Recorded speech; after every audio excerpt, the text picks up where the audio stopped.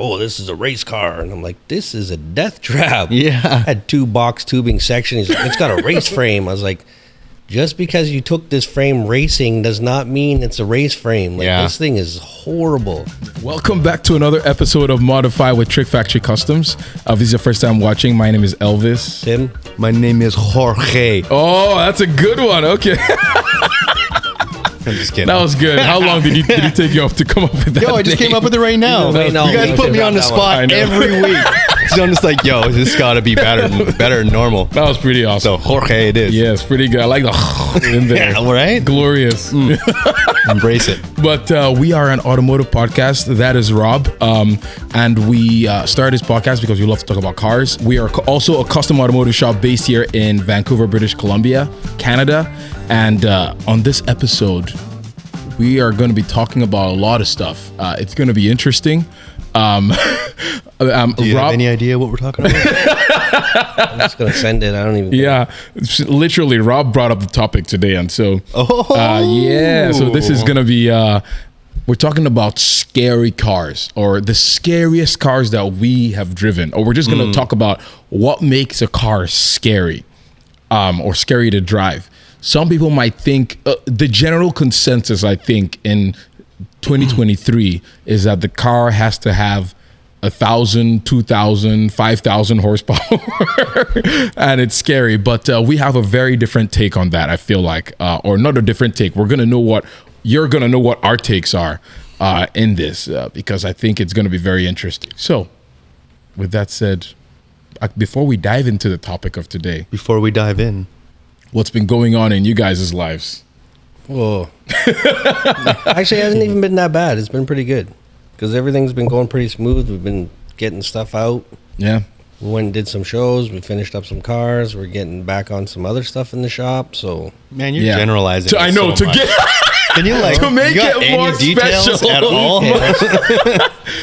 Yes. Well, when you're in it, you don't really think that much about it because I see this stuff every day. True. Yeah. So share it with the world. Not Slant Nose, sorry. We had a show this past weekend that we went to, the Driven show in Vancouver. We did a live show. If you haven't listened to it or watched it, you should go watch it. I think it's pretty interesting and it was pretty fun. But we took 5 cars there. Yeah. The Porsche. The Slant. Yeah, Slant Nose. Wide body. Yeah. And Evo. Yep. A friend of ours, M3. E30 M3. And then the Mark IV Supra. Yes. And you're going to tell us a little bit about your experience. Yes, driving the Evo. We drove them all there. Yes, because we drove them all there. And the interesting thing is, that's pretty cool, is we got the Milesworks painted. Because that's what, ever since we acquired the extra shop that had the paint booth in it, we've been banging out things. A lot of paint work has been going on. And so Brett and Spencer Brett painted the Slant Note, not the Slant Note. Why do I keep calling it the Slant Note? The wide body Milesworks Porsche 996. If you want to know what the car is like, we'll put a video clip here. But if you haven't seen it, you can check out our YouTube channel, TrickFactory Customs, or our Instagram. We post on it very frequently. So the car looks so good. It like transformed. The car is it looks pretty awesome. I'm pretty proud of that car. Yeah. I think we did a really good job on that one. Yeah. It's super recognizable, but just like crazy exaggerated in every way that you'd want to see. And fuck, it's dope, man. All the fab work that you did on the splitter, little aero bits.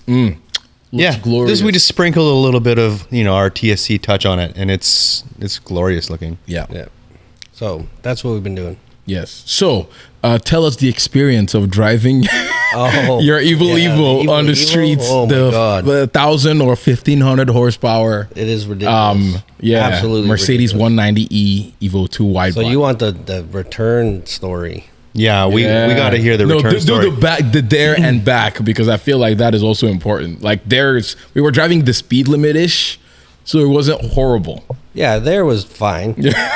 I think you were going too slow, so I went around you. You sent it, and I just saw your car dancing from side to side. So I grabbed a couple of gears and skating around. Not want to hook, but I was tired of waiting for you. So I know. I saw you in the camera. You were like, go.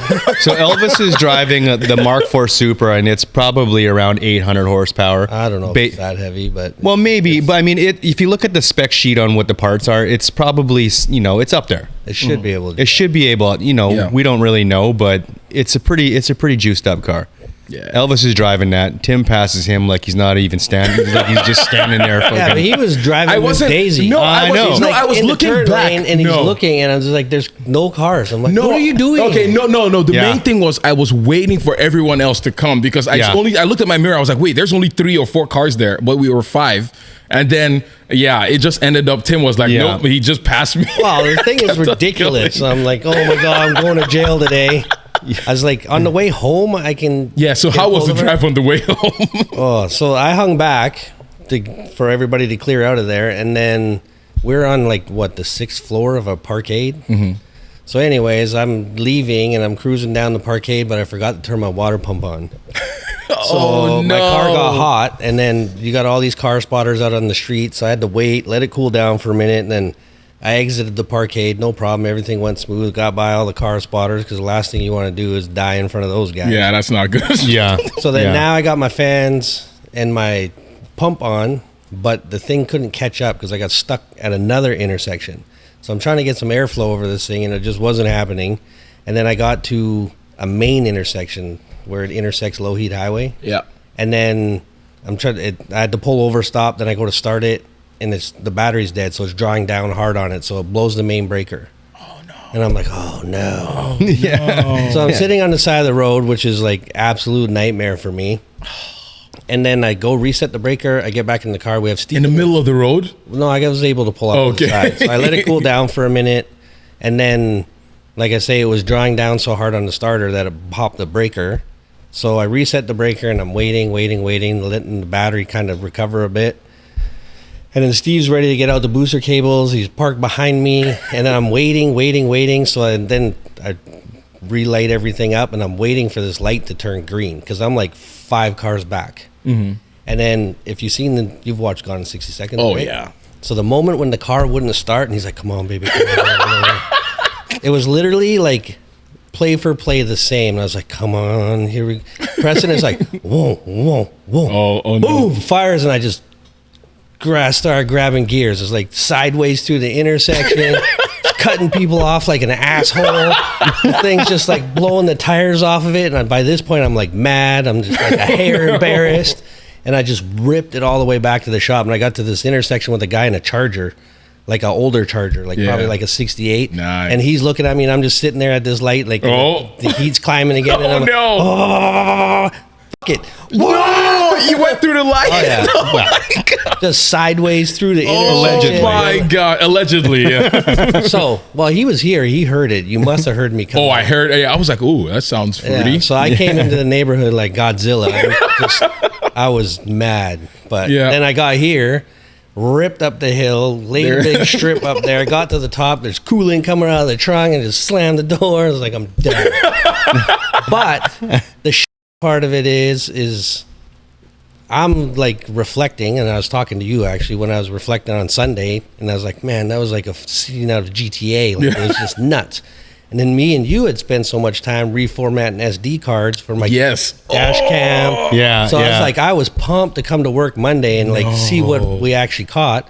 And somebody stole the SD card out. How does that even work? Like, I remember us putting the SD card in there. We spent a half an hour literally playing with it, making sure we had an SD card in, and someone jacked it out of my dash cam. How? Like, I don't know. Yeah, that's so unfortunate. I mean, we would have had some pretty cool footage for everyone to see, for us to see, even ourselves. I bet it would have been sick. I can't believe it. Swearing and just sending it. Gosh, I should have just put a camera in your car. Yeah. So.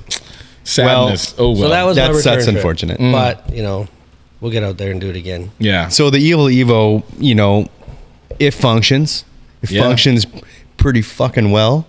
And I can't wait to see it because I didn't get a chance to actually witness any of this. Yeah.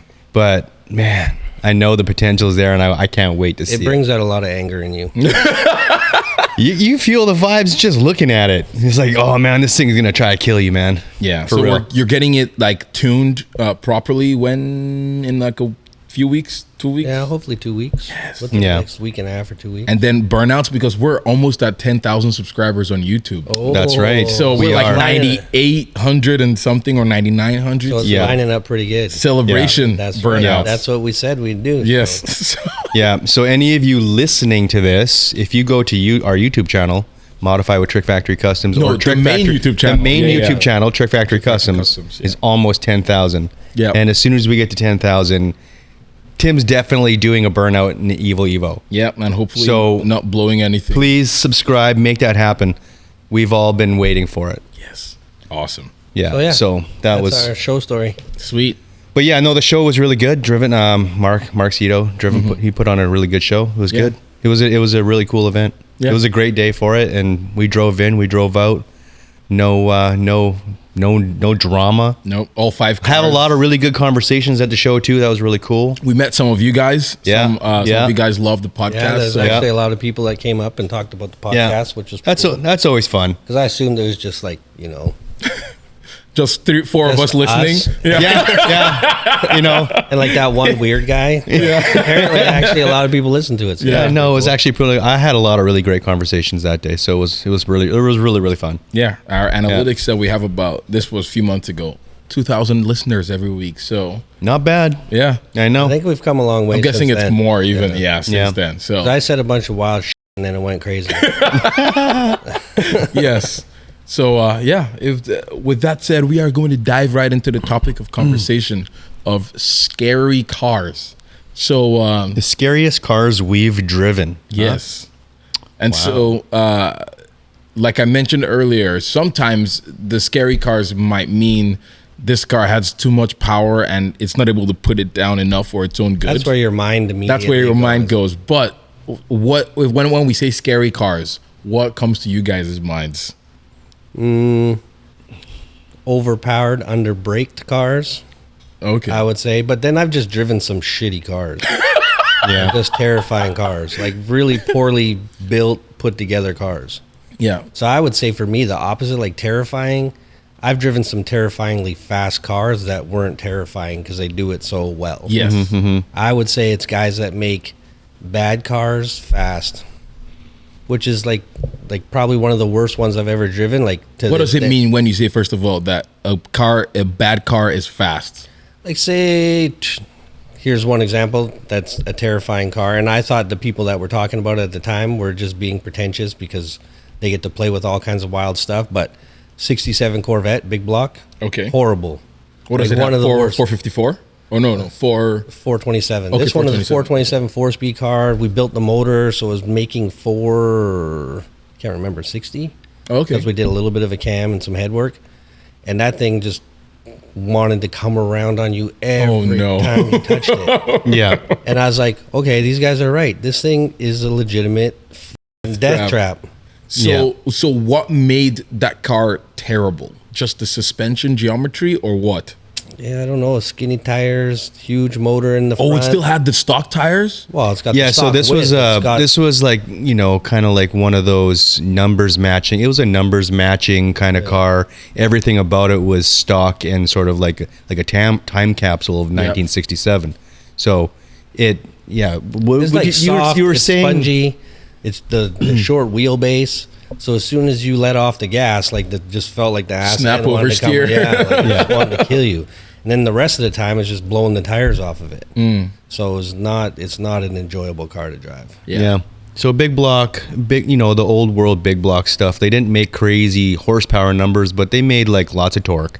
They would blow the tires off in low RPM. So everybody thought they were fast, but they weren't really fast. They just So- seemed fast. The 1967 Corvette, I mean, I think you were saying the widest rim you could put in the back was 7.5 inches. Am I right? I think it's like Really? 7. No way. Yeah, it's really Without It's cutting like- anything? yeah. That's Right. So What? if you have a time capsule car that's numbers matching, you're not gonna muck around. You're not gonna cut it up and do anything to it, right? It's kind of sacrilegious. That is not true because this 67 behind us is Yeah. getting a roaster shop chassis Nice. and like a 325 on the back. Yeah.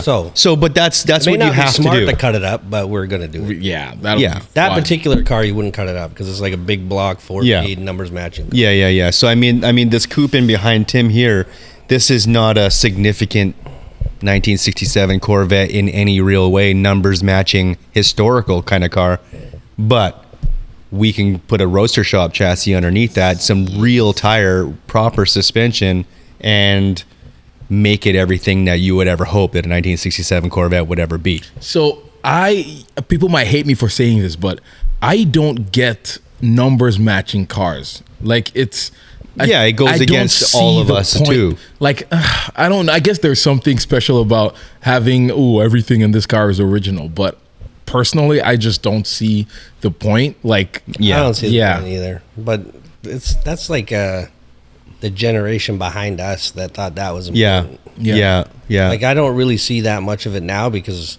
or maybe it's the bubble that we're in. Like we had another guy come in, he wants a 69 on a roadster shop chassis. So it's like our sort of generation wants to drive them and build them and make them good. So that whole numbers matching thing that's like a collector car thing. Yeah. And I think it should be reserved for like really special ones. Mm-hmm. But like I had a guy in here that wanted to buy the convertible, and he still does, right away checking numbers. Like, who cares, man? Yeah, like what's that gonna get you? I mean, I don't know. Unless you're buying it to flip it to another guy that cares about those numbers matching. But for the most part, it's like. But I mean, for these two particular ones, they're not significant models. Like they don't have. It's not a split window. Well, no, not so much that, but I mean, like they're not, like the big block, aluminum big block car with the aluminum heads and all that type of stuff. They're just regular small block cars. Mm-hmm. One has a 4-speed, one has an automatic. They're not really significant in any real way. They're not a special model. They're not, a special spec. So why would you care? Yeah. No, I suppose, you got to do due diligence though and check all that stuff. You never know. Remember when we went to Barrett, we saw like some of the Corvettes. There was that one that had like some extended range gas tank. Yeah, oversized gas tank. And you're like, for $1 million. The thing was from like the factory extended range. It was like some Mickey Thompson one, but it was like all it had was like I think a solid rear axle, and I could be wrong. Solid rear axle and an oversized gas tank or something. Yeah. And you look at the thing and it does not look significant in any way at all.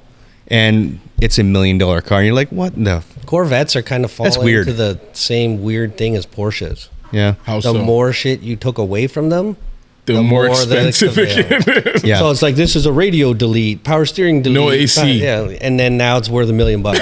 Whereas if you get a fully loaded option one, those ones were super common because people that could afford Corvettes at the time, they're like, I want AC, I want power windows, blah, blah, blah. Those are ones that are worth the least. Mm-hmm. Yeah. It's so crazy. Interesting. It's like backwards. Yeah. Numbers matching stuff. We're getting a little off topic. I know. Numbers matching stuff is, I think the significance of it is only like, for me, I would imagine it's only significant if it's like got some sort of historical racing thing. Yeah. Like if it's Duesenberg or some. It would have to have been something really significant for that. Otherwise, chop it up. Yeah. Even a pre-war car, I would. They were junk.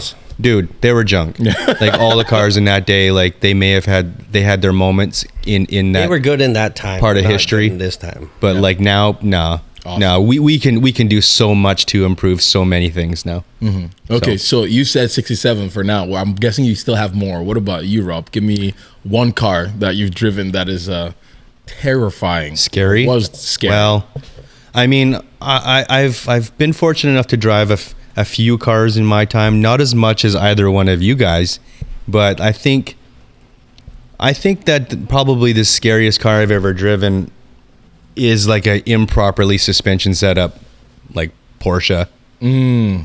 Yeah. What do you mean by improper? Well, like if you have like a wheel alignment or whatever that's like so out of whack that it's just like twitchy as shit. Like it's like, you guys know that I've been fiddling with my Porsche, my little 996, often, like always doing suspension stuff and kind of playing around with it. And I remember when I first started that little journey of figuring that out, like if I had my suspension set up, my wheel alignment wrong, the thing was scary to drive. Mm-hmm. Like a little tiny bit of, extra camber or a little bit of toe in the wrong direction on that car made it really scary. Like it would like pull all over the road. And I'm not even talking like extreme numbers, like, you know, little tiny bit. And it made it so it was like tracking all over the road. Like it wanted to turn in really quick and like bring the rear end around really quick. And like it is scary, man. Yeah, it's scary to drive. And so that's kind of where I'm going to say, like, my definition of you know, a scary car is a car that's improperly set up in its balance, like its driving characteristics. It doesn't really matter if power, you know, any of that kind of stuff. It's just more or less the balance of how you set it up. Yes. And it could be any car. Any car. Yeah. Case in point, now you talk about suspension geometry or suspension setup. My Datsun was and is still a massive death trap. I've talked about it quite a few times on the show, but 1982 Datsun 280ZX or ZX as we say in Canada. But I got that car stock. It was good. It was okay to drive. And then I proceeded to add massive wheels and tires to it. Steelies. Each of them weighs like what do we weigh? Like close to 70 pounds a wheel and tire combo. 275 60-15s, 15 by 10 wide wheels on all four corners. I cut some stuff. I had to make room, clearance, all of that stuff. I added 240SX bad suspension, bad what's it called? Cheap coilovers. You got them max speeding rods. Yeah. eBay specials. $250 for a set. Avoid that. Don't buy those. It was such a good deal, but not really. Yeah, don't buy them. But anyhow, I did that, but that messed up my suspension in so many ways. It's very bouncy, but the worst part is also like my alignment was always a little bit off or a lot off. And so I feel like I've brought it to the shop like 3 or 4 times to have it adjusted. And it just never seems to get it right. Probably because of like, I don't think you have enough adjustment to get it to where it needs to be. Yeah. And that's the thing, and that's one of the failing points in that chassis. Yeah, because you can't adjust the camber in the rear. In the rear, yeah, it's got that weird trailing arm suspension system that's very much like an E30. BMW E30. It's like that old world stuff. But it's weird you say old world because the 240s had the 240Z. It was an earlier car, but predecessor it had of the ZX. Like had double A arm upper, rear suspension, worked really well, had lots of adjustment, all this and that, and then they went to that suspension after. Yeah, you're like, what are they doing here? Like they ruined the Z car. Yeah. Like honestly, like I think most people will probably agree with me. The ZX is a shit car. Yeah, because it went from like a sports car to like a touring car. Yeah. So I think they took a lot of that stuff away, and then probably trying to make it cheaper and more whatever. So it's unfortunate. Yeah. So if you're gonna play around on that chassis, you have to do so many modifications to do your thing. I know you got lots of plans for your car, and it's gonna improve it dramatically. But the way your car is sitting right now, it's buddy, not good. It's a nightmare. Oh my gosh, you should drive it first and let me know how terrifying. Absolutely am not going to do that. So bad. Like no, it is. Okay, so oh my gosh, you like me, you've been bringing your car in, you've been trying to tweak your suspension, get it dialed, and now you're at a point where at least it's not better. Trying to kill you. Yes, it is. And it's not trying to absolutely destroy your tires. Yeah. But it's still a disaster. Like, so it doesn't like tweak as much as it did, but just I think what is wrong now is just the wheels in the front, like all the rolling resistance and all of that weight, or not rolling resistance, the unsprung rotating mass, one of those terms. Yeah, it's just not good because you can feel the weight in, and it's not a good weight feel. Like some cars, you're like, oh, you want the feel in the steering, you want all of these things, but this is not good. And it is when you over bumps or over uneven surfaces, it's kind of a little bit floaty, and oh my god. Well, rotating mass is one of the worst things you could possibly do to a car. Yeah. Increase the rotating mass, you turn into a shit car. We talked about this before. Yeah. So that is definitely one of the most terrifying cars I've driven. The car only has maybe like 100 horsepower. I'm guessing probably like 90. But I'm a little bit curious, Elvis, because you're the golden drive. You are the closest thing to a motor journalist I mean, I wouldn't call myself a motor journalist, but and like, so you have like actually a pretty significant YouTube channel that I mean, thank you. I appreciate you may not have been that active in the last little bit, but you actually have the opportunity to drive a lot of cars. Yes, you've driven a lot of cars. And there's comprehensive reviews. Yes. My reviews of cars, when I take it down the street and back, like, this thing is a pile. Yeah. You need to do this, and this. Yeah. But no, so Elvis, tell us a little bit about in your experience of all the cars that you've been driving. What's the one car that stands out as kind of like the shittiest car? Doesn't matter what it costs. Yeah, I don't know. I'm still thinking. There has to be one that let you down. Yeah. What let you down, man? No, the most. I won't really say necessarily let me down, but it's more like I've driven so many cars now, and it's like I've been around so many cool cars, which is a privilege, but I also feel like it's also not a curse, but it's not. I don't know. It makes me not jaded. I don't know. It's just it's a very interesting feeling because years I've been doing this for like almost like 10 years, and so. I would have to say it's. You guys are gonna hate me for this, but no, not the Testarossa. The Testarossa was more like it was okay, but it wasn't. It didn't live up to maybe also that's because I didn't drive it for longer. I need to probably drive it for maybe a few days or weeks. I think that one you need to drive for a day. Yeah, or two, and it had good power, but I just felt you need a Euro spec one. Being meh. Like it was okay. The Euro spec one is a lot better. Yeah. Because like even the one that we did, like by the time we did all the cat deletes and all that type of stuff, because I think the thing has 4 cats in it and a giant muffler, it takes away from even our perception of it, because the only other ones that you ever saw were always in movies, and they had like either 2B exhaust or were the Euro spec ones, so they sound nuts. But the North American market ones, you could barely even hear the thing run. It's terrible. Yeah. So that for me was the biggest disappointment, and then we ended up doing cat deletes, and then now it still needs that muffler taken out of it. Yeah, I feel like it was a little, like for me at least, it was a little bit too soft at certain points. I mean, the steering was awesome, like the steering was great, but in general it just felt like suspension wise it was almost comfortable. Like I was expecting to be beaten up a little bit. Like I felt it should have been worse.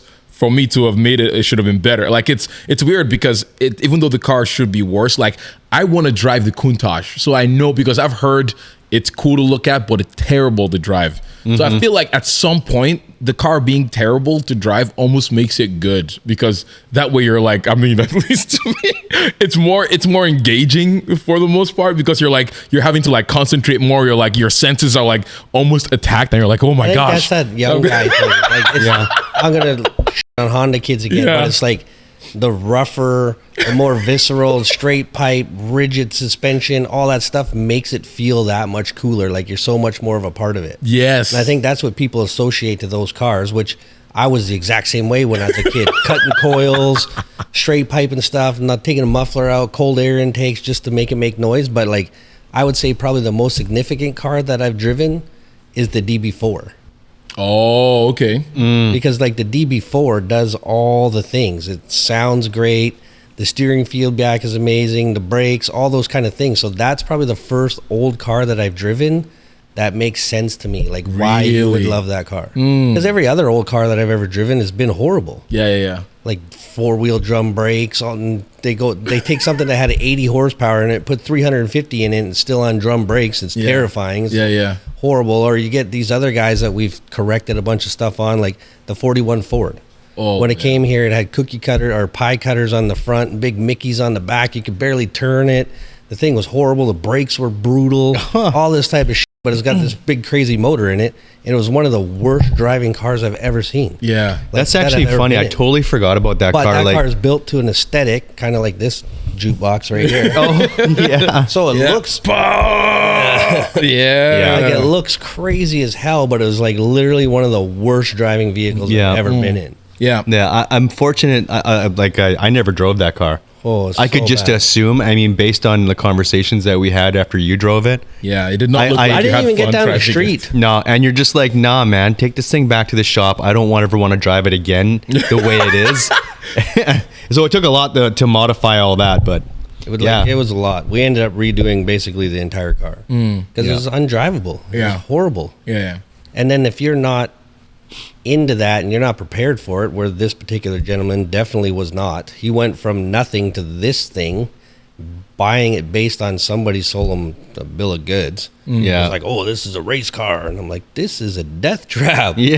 Had 2 box tubing section. He's like, it's got a race frame. I was like, just because you took this frame racing does not mean it's a race frame. Like this thing is horrible. Yeah. Had like basically motorcycle brakes on it. Like just Wow. yeah, they were so like bad. just drag racing spec. Like they were meant to slow you down one time, and with like a lot of time in between each cool 'em braking down. session. Yeah. That was it. But I mean, that car was such a pile in every way. Like it had like Tim said, box frame, frame in it, and it used to have a put it on cage. the lift and the doors. You could like put your hand in the gap. And it's up. So like it had a cage originally attached to the box frame, and this customer chopped it off. Oh no. And like this thing we called it the wet noodle. Like it was a fucking wet noodle. Sounds good. Dude, you go around the corner too fast, the door would pop open. No. Yeah. No, for real. Oh my gosh. Because the chassis So- would twist and then the door would fly open. It was you know what? That thing actually like that tops a list as probably some of the scariest shit ever. So I mean, most of the people listening, and I'm sure you're going to put up some kind of little, snippet. I'm gonna cut snippet, things. and they want to hear about the crazy, crazy fast cars that we've driven, and I've driven some crazy, crazy fast cars, but these are like traction control, stability management, carbon ceramics. It's like, they're terrifyingly fast, but they don't feel dangerous. No, Yeah. it's interesting because even the really fast stuff that I've driven, like 720S, for example, it is fast, but I didn't sense any danger at all. Like I didn't feel It's like I was so gonna die. good. Because you put the floor down, even though it's rear wheel drive, it literally feels like it's all wheel drive because it almost always go. I mean, you have sometimes a little bit of dance if it's a little bit like dusty or whatever, rainy, but for the most part, it handles really well. Like it goes, it doesn't have sway bars, right? Like even around corners, like I don't know how, like all the electronics, All magnetic or suspension. whatever Yeah. they did, it just works so well. And so that's probably one of the best cars like to drive. I mean, even though it has a lot of horsepower, but I didn't feel like you were gonna die. No, I didn't feel like I was gonna die. Like, and so and so this terrifying things are usually for us at least not with the most horsepower. I guess it depends because if you get something like this and go down the drag strip, if you're not seeing this, we have like a drag racing.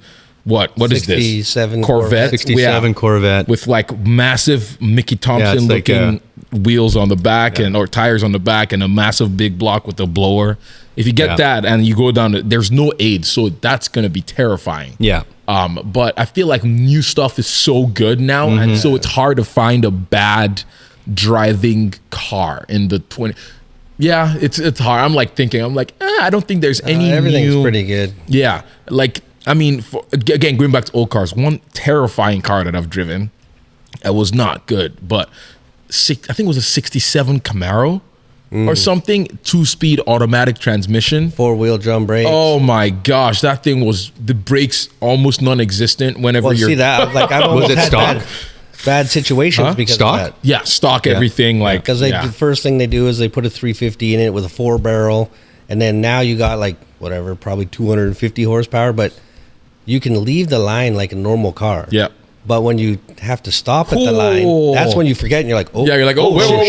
Yeah. Then it locks up, and you cause a big scene, and it's like you Yeah. forget because everything now is so good. You don't think about your braking. No, you don't think Yeah. about Like that. it's just you got all the room in the world. Whereas those things, like you got to start thinking ahead. Like Going around the corner too, it's like, oh my God, you're like, please God, please let us make it around in one piece. You start reflecting a lot on the classic cars. Remember the 56 Bel Air when we first got it? oh man, Bone stock everything. Got a the small block in 20-inch it. wheel, Manual brakes, manual steering. Yeah. bias plies. The thing's tracking all over the road. It's trying Oh, to put you in no. the ditch. By the time I got home with that thing, I needed to take a nap. 2-speed power glide. We're on the highway, bone stock, everything. The thing is tram lining all over the road. Like it's going wherever it wants to, and the wheel, like you're turning the manual steering, like you're moving it a lot, side to side. Like I don't even know. Like there's like probably we just did the 55, 15, 20 degrees of turn each way just to try to keep it straight. You know, it's exhausting. Like actually exhausting. So that's like properly scary shit in today's world. Because 1956, that was a great car, but in today's time, it's a fucking terrifying car. That steering, it was so weird. Like it literally looked like I don't know what I would feel. It looked like it was like a cartoon. You're fake in a movie where you're just like doing the fake driving thing. Yeah, that's like actual reality. Just to try to keep it going straight down the road. Mm-hmm. Yeah, and then we put a rack and pinion in that 55, and like he just couldn't even believe it. Yeah. They absolutely transformative. I mean, there's ways to fix all these things. I think one of the coolest cars that we've ever built in our shop, that is the scariest car, but in a really good way so far, is the 69 Charger that we did back in the day. So this 69 Charger, we did all the right things. And well, we did most of all the right things. The car got pulled from another shop, another local shop, and brought to us after some of the chassis work was done. And then we did all the final work, the interior paint work, you know, and the engine was built. It was a monster. Started out as a 440 Magnum, board stroke, blah, blah, blah. It was like 496 or something like that. An absolutely insane, naturally aspirated build motor. You're right. I'm going to move that one. And so like... as most craziest, like terrifying in a good way. In a really good way, but left a lot of room for improvement. Remember... I mean, this motor was probably pushing around 750 horsepower. We don't have, documentation to sort of prove it, but it was fucking nasty. No, it was dyno. It did like 670 to the rear wheels or something. So so this car, I mean, it was built, it had modern wheel fitment on it. So 20-inch wheels, 335 Michelin Pilot Sport, wheel tires in the back. So nice sticky boy tires. These were like Porsche turbo fitment. Nice. Very expensive. At the time, I think they're $1,500 a piece. So like if you can even get them. Had proper tires, nice sticky tires, the best that you could possibly get at the time. And behind that engine in that chassis, and it still had leaf spring in the back. Oh, no. Remember, it still had leaf spring in the back. Coilovers in the front. Oh no! 4-wheel disc brakes.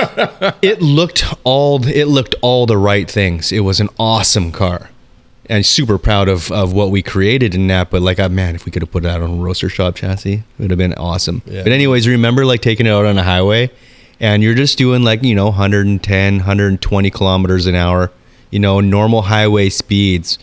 Remember, there was a dude that pulled up next to us, a garbage truck. And he's like trying to get us to like egg us on to rip it, and I did, and it lit the tires at 55 miles an hour. Oh yeah, just ignited the tires at highway speed. And like, man, that's when you know you have a lot of power. Yeah, you can do a burnout. Yeah, at 55 like a rolling burnout. Yeah. Yes. With proper tires like that, it was a terrifyingly scary car, but it checked all the boxes, dude. Yeah. It was awesome, but. Man, they're left a little bit of room. Yeah. I think this is like pre-Roadster shop. Yeah, it's definitely. Well, I'm sure they were doing their thing at the time, but they weren't doing what they're doing now. Yeah. Mm-hmm. And at that time that we built that car, there was nothing available for it. No. Yeah. And it was insanely expensive to build. Yeah. The Dodge, Chrysler cars of that era. There was nothing. A Chevelle quarter panel at the time was $900. The ones for the Charger were like $5,000. Yeah, it was stupid money to do. It was a super baller car to have, to drive, and to modify in that way. It was awesome. But yeah, that was a pretty scary car. I had an opportunity to buy that car, but I didn't, and it's like the one that got away. Yeah, and it's like all the way away now. It ended up I spoke to the new owner because he called me after the fact about things that we had done to it. And it's in Australia, so it's never coming back. No, yeah, burnout car now. Yeah, Probably that car was awesome. I just remembered one car that I've driven that was actually kind of very terrifying. Was a twin turbo Gallardo. Twin turbo Gallardo. Okay, that was terrifying. Yeah, because Yeah. I mean, it did put down the power, but just the fact that you have 1,400 horsepower behind you. And I think it was built by UGR. Oh, an underground car? I think so, yeah. So that's actually 1,400 It horsepower. was insane. I don't think I got to use any of it because, it was so bad. I was like, and it was all-wheel drive, so which was glorious. Yeah. So it hooked a lot of the time, but it's just the rate that you're moving and the feeling that you get in your chest is almost like you're warping to another dimension. Yeah. It was e-gear, so it wasn't manual, which was sad, but I'm almost glad I didn't have manual actually to shift. Yeah. I don't think you can keep your hands on the wheel. Yes, because you would not want to crash that. So yes, that was probably, I don't remember, was it all-wheel drive? I don't remember if it was all-wheel drive, but I know it just hooked every time that we gunned it. But I was almost terrified to drive it even further just because I don't have the money to replace a twin turbo Lamborghini Gallardo. Yeah. It's funny because in the early days of those, there was a couple around here, and they were for sale forever because nobody wanted them. Because that was the early days of, and now you see the progression. It's like you look at Sheepy Race and UG. People are literally buying brand new cars, shipping directly to them. But at that time, it was like, no, that was like some crazy hot rod shit that only like maniacs did. Yeah. But they work so well. And it was sacrilege. Like, you can't do that. Now you ruin that car. Now everyone's taking brand new R8s and Lambos and like getting rare spec like STOs and sending them for twin turbos. And they come with the warranty, which is wild. Most awesome thing. So if you break it, they'll take care of it. It's pretty awesome. Very proven. That's Those pretty V10 amazing. engines make so much power. Like, it's crazy. Like, I think you can do 1,000 stock block rear wheel horsepower on a stock block. Insane. That's crazy. That's nuts, man. That's some serious engineering. Those guys knocked it out of the park. Yeah. And then you see the built block ones, and they're like 3,000 horsepower. It's silly, huh? Just fucking silly. Insane. So, Insane. So yeah, I don't know. I'm trying to think of other ones, but none is coming to my head right now. But yeah. Yeah. I think that's it. My little That's Volkswagen Rabbit back in the day was pretty scary. when I had to have my head out the window to drive, that was pretty scary. That was terrifying for all the wrong reasons. Yeah. Yes. But I reflect on it and it makes me smile. Yeah. My 370Z was terrifying because I crashed it more than once. Oh. Yeah. Do you want a little drifty boy stuff? No, I think we should actually, in the next episode, we should talk about crashes because I feel like that's an important one. Or crashes, or even like, I was thinking we should talk about street takeovers because I was like, That shit's getting wild. yeah, so we're probably going to discuss that in the next episode because especially I've been seeing a lot of videos recently about that. So That shit's wild, man. yes, we're not going to talk about it right now. Okay. We'll save it for the next episode. Yeah. So, but I think that's it. We're done. If you like this video, like this podcast, give it a thumbs up, and we will see you guys next week. And if there's any terrifying cars that you've driven, leave it in the description below. Let us know. Email us at media@TrickFactory.com, and email us the car that you have that's terrifying. If you want us to drive some terrifying cars that you have, also email us as well. Most of my terrifying cars they'd be like TikTok memes now. Like all the Yeah. Also, if there's 1,000 Honda, there's a 1,000 horsepower Honda, reach out to us at media@trickfactory.com. We want to talk to you. We'll make a video about it too. Yeah. So yeah. Because we talked to one guy at the last show that was supposed to have 1,000 horsepower, and then he started making a lot of excuses. Yeah. Oh, yeah. Kind of went downhill. So. Yeah, it almost looked like he had watched our video because he almost Yeah, knew who because we right were. away when I walked up, Yeah, he was like, 1,000 oh. horsepower. He's like, oh no.